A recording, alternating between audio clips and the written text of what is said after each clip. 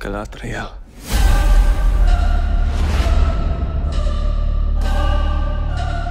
Bonjour à tous, nouvelle vidéo consacrée à l'épisode 5 de la saison 2 des Anneaux de Pouvoir. On attaque la deuxième moitié de la série et ça fait déjà quelque chose mine de rien, même si contrairement à d'autres séries, je n'ai pas forcément l'impression qu'on parle depuis longtemps de Rings of Power. Là je trouve que effectivement ça commence un petit peu à faire et c'est pas plus mal d'avoir enfin passé le cap de la mi-saison pour voir ce que la série va nous proposer dans cette conclusion. Il ne nous reste plus que 3 épisodes, 4 si on compte celui-là, et voyons ce qu'il va nous offrir parce que pour le coup, je dois vous l'avouer, je l'ai trouvé plutôt sympathique, mieux que l'épisode 4, malgré le fait que cet épisode ait encore de gros problèmes de structure et de narration et même quelques réactions de personnages que je trouve assez dérangeantes. Malgré cela, j'ai trouvé l'épisode assez plaisant avec de bonnes idées et c'est l'occasion peut-être de revenir dessus parce que cet épisode semble être aussi un petit peu la clé de voûte pour comprendre certaines choses et notamment comprendre quels vont être les enjeux dans les prochains épisodes. Vous savez comment je fonctionne, mais je vous le rappelle à chaque fois.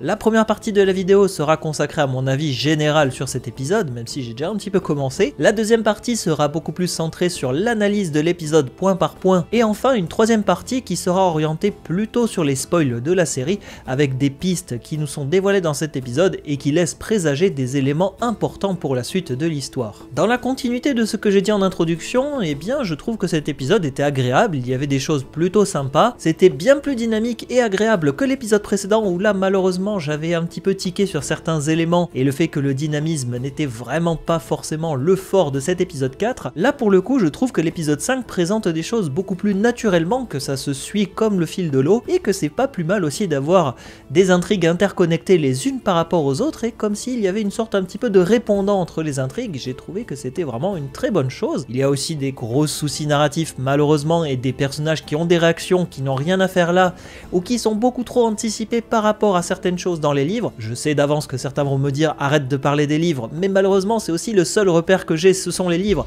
et il faut bien aussi que des fois je fasse référence quand même aux livres pour que vous puissiez comprendre pourquoi cette scène ou cette séquence ne fonctionne pas dans la série et quel problème elle sous-entend, alors que dans les livres il y a autre chose qui présente cette séquence et qui pourrait nous permettre de comprendre pourquoi la série a fait ce choix, même si c'est pas forcément le meilleur choix, ça pourrait être un début d'explication à suivre. On sent que cet épisode commence un petit peu aussi à nous montrer la guerre à venir et c'est vraiment très bien parce que toutes les machinations de Sauron et le fait que ce personnage commence petit à petit à mettre son plan à exécution, ça doit forcément aboutir à quelque chose et c'est le cas. On commence vraiment à voir les aboutissants du début de cette saison et ça sous-entend très certainement une grosse bataille à venir et c'est pas pour me déplaire parce que pour l'instant il y a eu beaucoup d'intrigues, pas forcément de grosses séquences d'action. J'espère que les prochains épisodes vont nous offrir des grosses batailles et qu'on en aura plein la vue. Mais je n'en doute pas, les bandes annonces semblaient être vraiment très prometteuses de ce point de vue là. On sent aussi dans cet épisode que le personnage de Anatar est clairement coincé et qu'il commence à être aussi un petit peu dans une situation assez précaire vis-à-vis des autres elfes, et c'est bien de montrer que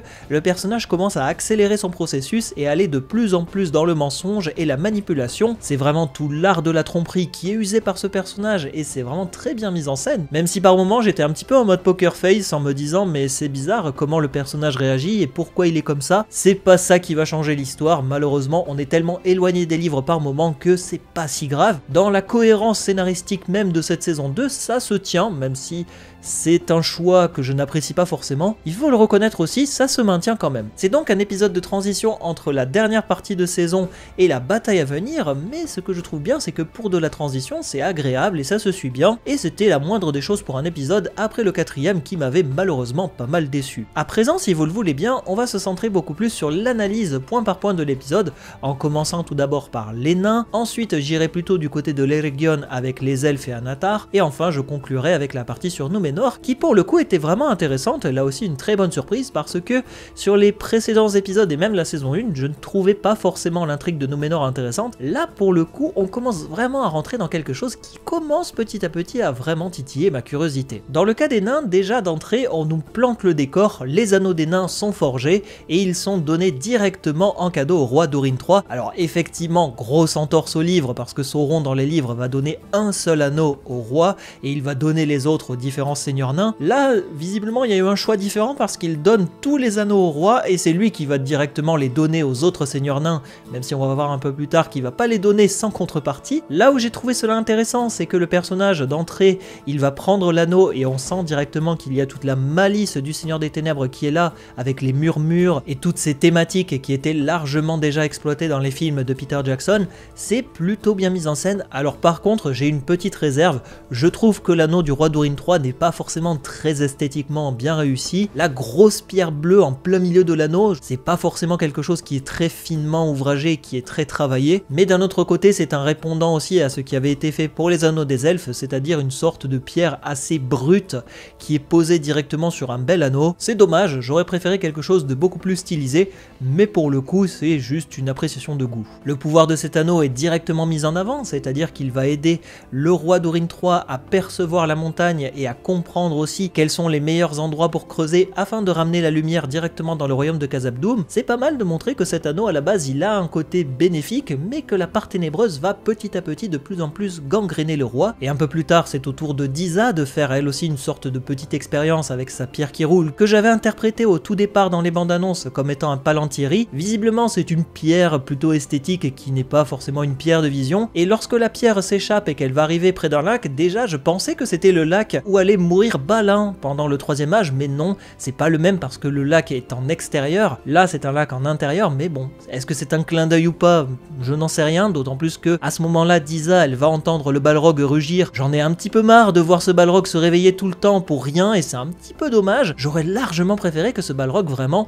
il soit caché dans la pierre et qu'il ne bouge pas et qu'un jour il mette un coup de pioche et que c'est là qu'il réveille le Balrog. Moi c'est plutôt cette image que j'ai et malheureusement je trouve que c'est assez dommage de mettre en avant ce Balrog et le fait qu'il commence à se réveiller, que Disa l'entend et que même Durin va dire à son père qu'il y a une bête monstrueuse d'un temps passé qui domine dans les mines de Khazad-dûm. C'est un petit peu dommage de montrer ce côté un peu fataliste et le fait que certains nains avaient possiblement prédit l'avenir de Khazad-dûm. C'est vraiment dommage, mais bon, on n'est plus à ça près maintenant, le Balrog il est réveillé, c'est trop tard. On voit un peu plus tard que le roi d'Orin III commence à faire payer un tribut, ce qui est intéressant quand même parce qu'on voit qu'au début il demande une pièce d'or pour le fameux tribut de l'anneau, mais on sent aussi que le côté pervers de cet anneau des nains commence vraiment à gangréner le roi, à tel point qu'il va être pris d'un appétit débordant pour l'or et les richesses, lui qui va lancer des grands travaux pour embellir son royaume et justement essayer d'exploiter les filons d'or, de mithril et d'argent qui parsèment tout son royaume. Ce que je trouve par contre un petit peu dommage, c'est que oui,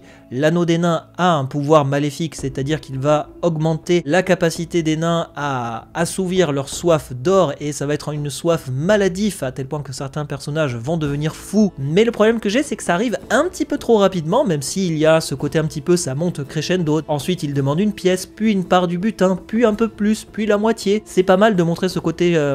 progressif, mais le souci que j'ai, c'est que c'est beaucoup trop rapide. J'aurais préféré peut-être que le personnage porte l'anneau pendant tout un épisode et que petit à petit, on sent la voix de Sauron qui commence à le pervertir et à lui faire comprendre qu'il y a des pièces d'or, des lingots d'or, des pierres précieuses, des grenades, des saphirs, etc. et que progressivement la maladie s'installe. Là, je trouve que c'est beaucoup trop hâtif et que malheureusement, on n'y croit pas forcément, mais d'un autre côté, cette série nous a aussi un petit peu habitués à une rapidité de certaines intrigues, mais ça reste du détail, c'est pas forcément gênant, d'autant que pour le coup, c'est quand même en adéquation avec le lore de Tolkien, c'est-à-dire que ces anneaux ont un pouvoir néfaste sur le roi des nains. Et ce que j'ai beaucoup apprécié quand même, malgré cela, c'est qu'à un moment, il va s'énerver le roi en voyant qu'il n'a plus la bague au doigt, et quand il voit la bague, le Narvi lui dit « mais elle est là-bas en fait, votre main elle était lourde », et lui fait « oui c'est vrai, elle était lourde », et là je me suis dit « oh là là, le clin d'œil complètement pété », mais c'est pas grave parce que ce que j'ai quand même apprécié, c'est que il y a une musique qu'on peut entendre lorsque le roi parle de l'anneau des nains,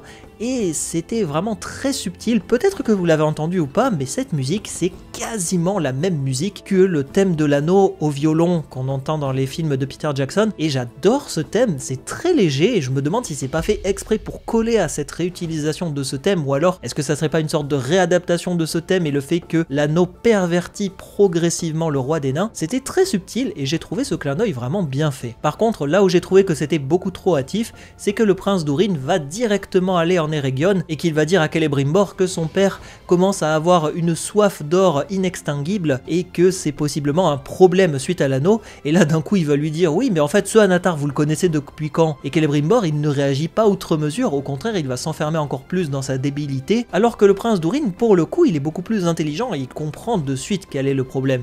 Mais c'est aussi justement le souci que j'ai avec cette séquence et le fait qu'il va là-bas, il a directement compris quel était le souci et c'est beaucoup trop hâtif, c'est mal amené et justement j'aurais préféré que le prince Durin aille voir son père, qu'il discute avec lui, qu'il lui dise de retirer cet anneau, qu'il commence à comprendre un petit peu pourquoi le personnage a changé. Là je trouve qu'il a eu la solution beaucoup trop rapidement et c'est peut-être pour cela que je ne suis pas forcément ravi d'avoir cette intrigue, même si pour le coup, je le redis encore une fois, c'est la suite logique par rapport au livre. Je trouve que là ils ont un petit peu trop accélérer les choses et que pour le coup ça m'a un petit peu gâché le plaisir quand même. Et en parlant de rapidité, maintenant je vais aller plutôt dans le cas des elfes de l'Eregion et notamment Celebrimbor et Anatar. Le petit souci que j'ai eu, c'est qu'on a vu cette fameuse porte de Khazad-dûm, mais on l'a vu finie. J'aurais bien aimé quand même qu'on voit un petit peu Narvi et Celebrimbor en train d'essayer de façonner cette porte. On avait vu Celebrimbor dans les premiers épisodes de cette saison en train de façonner cette dalle et c'était très subtil et justement j'avais trouvé que ce clin d'œil était bien amené. C'est justement pour montrer l'amitié entre les hommes et les elfes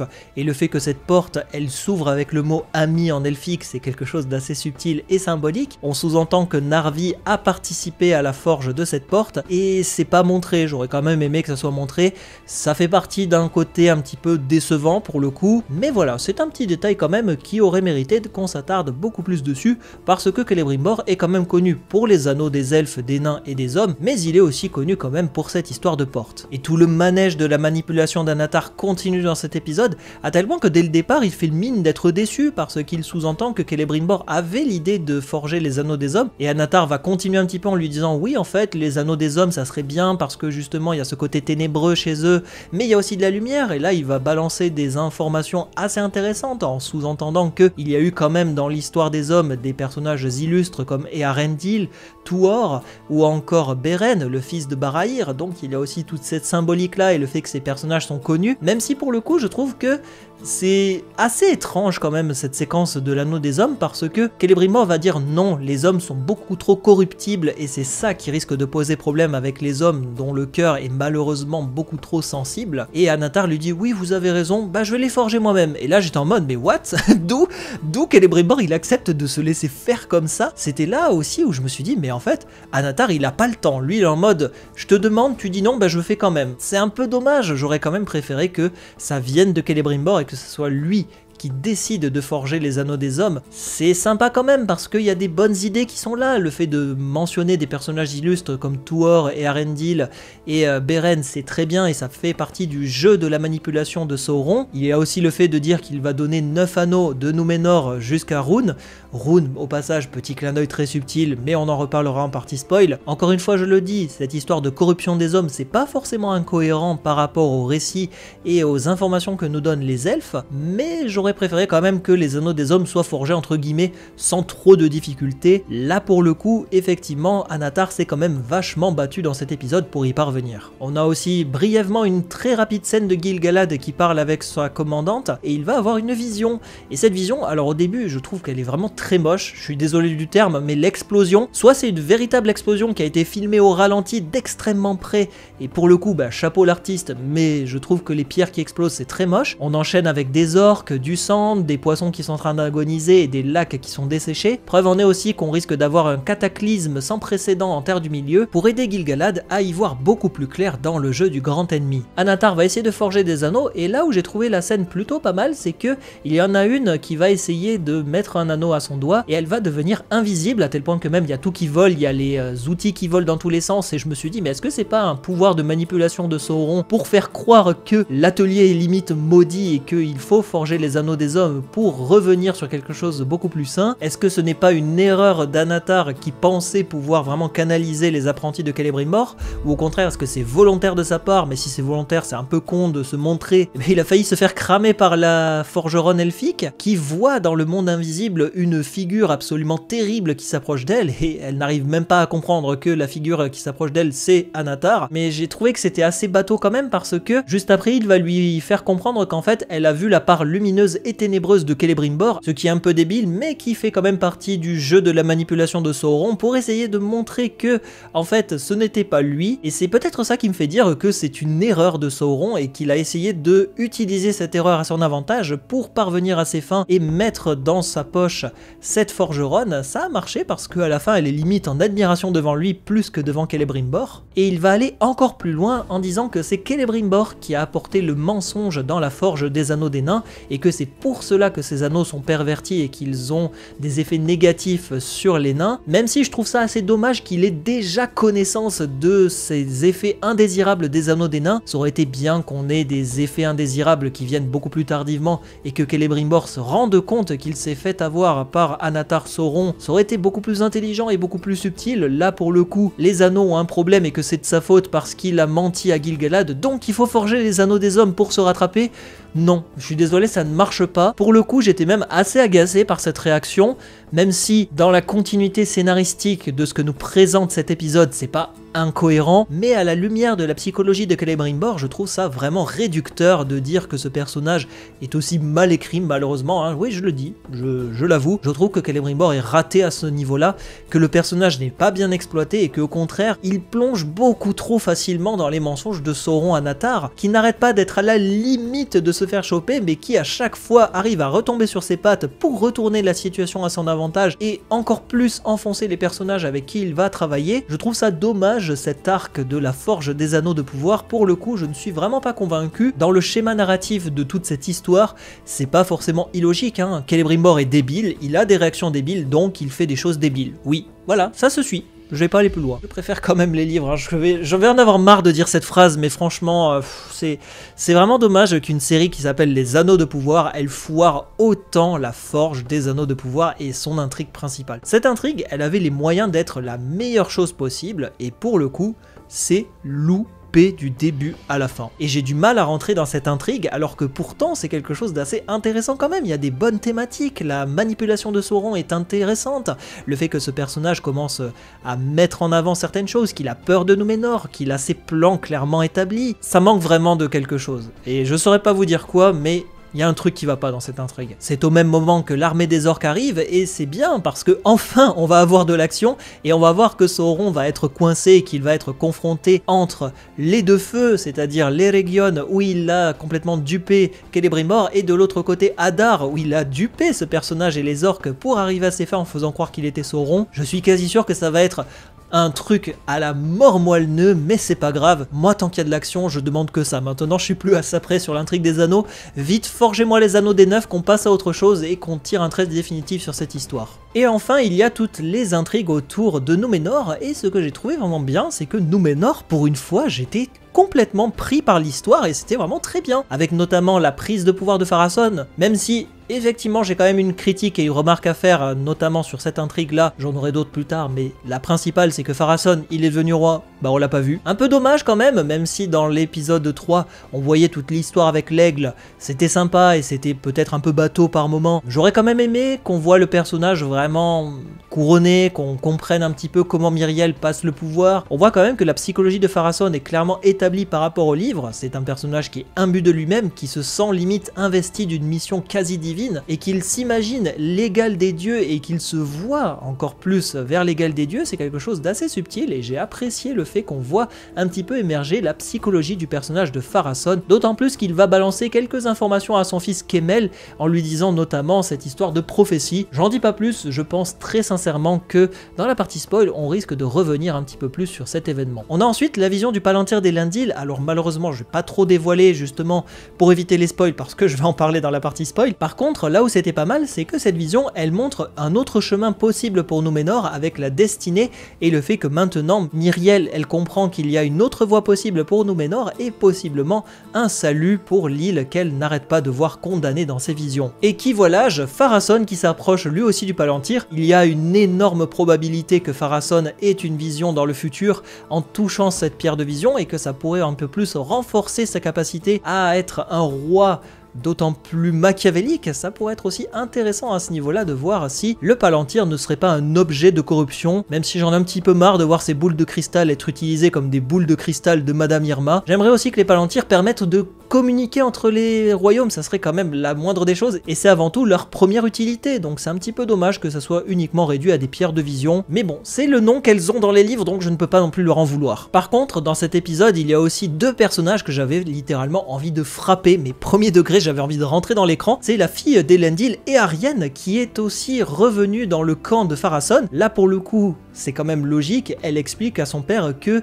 c'est Myriel qui a emmené Isildur à la mort, et elle lui en veut pour cela, et ça reste quand même quelque chose d'assez intéressant à développer, et j'espère peut-être que le personnage va être amené à évoluer, au contraire peut-être revenir un petit peu plus sur sa décision en sachant que Isildur est en vie. J'espère quand même qu'il va y avoir une prise de conscience, parce que Arienne, elle est assez détestable dans cet épisode vis-à-vis de son père, même si elle semble exprimer petit à petit des remords, ce qui n'est pas forcément le cas de Kemel, qui reste vraiment le petit merdeux de base que tu as envie de frapper. Et la séquence du temple qui arrive juste après, on voit qu'ils veulent vraiment isoler le personnage d'Elendil et essayer de vraiment le mettre le plus à l'écart de la société. En débarquant dans son temple, ils arrivent à mettre vraiment à mal le personnage, et d'autant plus que c'est un sacrilège parce qu'ils mettent à mal ce temple et ils vont même péter un moment une relique. Le problème que j'ai, c'est que cette histoire de religion et le fait que Pharasson renie progressivement la religion traditionnelle de Númenor, ça arrive beaucoup plus tard dans l'histoire et c'est lié à un personnage, je vais pas en dire par rapport au spoil, mais c'est un petit problème que j'ai, c'est que ça arrive beaucoup trop tôt et que ça n'a aucune logique. Il fait ça juste par pure gratuité. Ah oui, je dois construire un aqueduc et il y a le temple en plein milieu. C'est vraiment jeter de l'huile sur le feu et montrer que le personnage est totalement machiavélique, et ça sous-entend là aussi cette histoire de théorie et le fait que le personnage risque de mal tourner.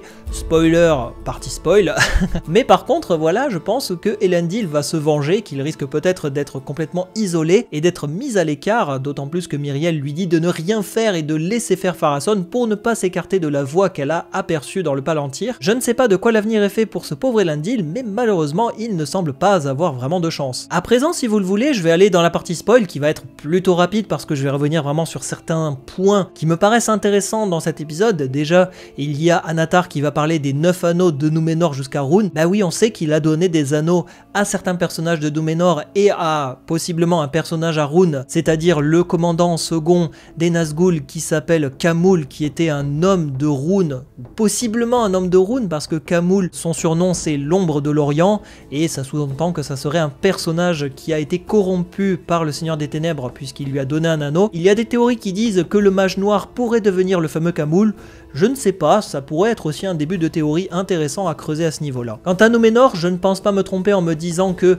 le mec qui gueulait Pharasson et qui était à fond, je pense qu'il va avoir un anneau, mais le fils de Pharasson encore plus, lui, il y a très peu de doute à ce niveau-là. Je pense qu'il va avoir lui aussi son anneau et que, vu le chemin qu'il a parcouru et le fait qu'il commence à être de plus en plus négatif, qu'il tue quelqu'un dans le dos, je pense que ça ne fait plus l'ombre d'un doute. Donc à voir si dans les prochains épisodes, nous allons avoir les anneaux des hommes qui vont être donnés à certains élus. Quant à la vision d'Elendil, elle doit très certainement représenter le fait qu'il va quitter Númenor et s'enfuir avant le déluge, donc ça pourrait être aussi quelque chose d'intéressant. Elendil risque potentiellement d'avoir d'autres visions s'il est amené à toucher la pierre de vision, ce dont je doute, mais bon, on sait jamais de quoi l'avenir est fait avec cette série. L'autre point en partie spoil que je voulais voir avec vous, c'est que le rejet de la religion de Pharasson et de son fils Kemen, c'est pour moi un gros problème parce que le fait de détruire un temple, c'est pas quelque chose d'anodin. Quand tu fais ça, c'est vraiment que tu n'en as plus rien à faire de la religion et que limite tu as changé, que tu n'en as rien à faire de la volonté des dieux et que leur colère ne t'effraie même pas. Sauf que cette réaction de Pharasson, elle est beaucoup trop tôt parce que ce personnage va aller défier entre guillemets les dieux beaucoup plus tard et il va même renier ses propres dieux à cause d'un personnage qui s'appelle Sauron qui va être retenu captif sur l'île après que Pharasson ait fait la guerre sur la Terre du Milieu et qu'il ait capturé ce personnage au pied de Barad-dûr. Le problème que j'ai avec cette séquence, c'est que c'est beaucoup trop tôt et que pour moi le coup de l'aqueduc, je n'y crois absolument pas. Au contraire, il veut montrer que Pharasson est un personnage qui rejette Númenor et qui s'oriente vers quelque chose de différent. Le coup de l'aqueduc, ça marche, mais quand tu connais un petit peu le lore, ça pose quand même un grand problème, cette histoire de temple. En conclusion, ce que je peux dire, c'est que cet épisode 5, il était agréable. C'était encore une fois un épisode de transition avec ses qualités et ses défauts. J'ai l'impression de malheureusement de me répéter au fil des vidéos. L'intrigue des anneaux de pouvoir, j'ai du mal à rentrer dedans et je vous avoue, Même si c'est la partie que j'apprécie le plus dans cette série avec les nains, j'y suis pas forcément rentré et je trouve que Celebrimbor est un personnage qui se fait avoir beaucoup trop facilement et qu'il a limite la tendance à vriller, alors qu'il devrait peut-être regarder un petit peu plus devant son nez en se disant que le problème ce n'est pas lui mais plus